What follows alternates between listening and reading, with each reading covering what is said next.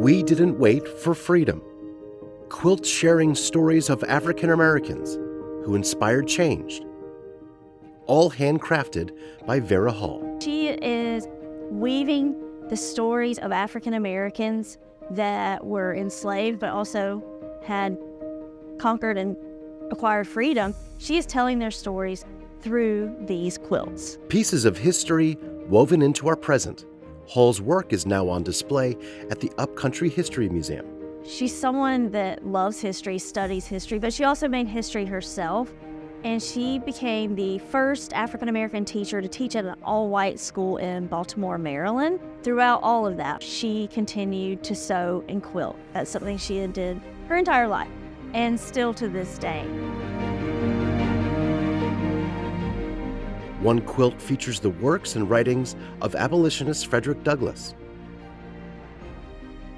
Another, the heroics of Harriet Tubman in rescuing slaves. And South Carolina's own Robert Smalls, who helped family and friends find freedom. Behind me is the quilt that focuses on the story of Robert Smalls. He was born in Beaufort, South Carolina. His enslaver actually asked him to pilot a Confederate steamboat, the Planter, and there was a lack of white supervision, and he took advantage of that opportunity, and he ended up having his friends and family come onto that steamboat, and he escaped to freedom for them. 17 people escaped to freedom because of Robert Smalls, and that all happened on May 13, 1862.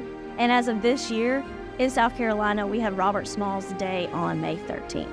The museum is also displaying banknotes and bills of sale for slaves. $375 for a 55-year-old man named Mingo. $350 for a young girl named Susanna. Remnants from dark times in our nation, but deeply important to preserve history.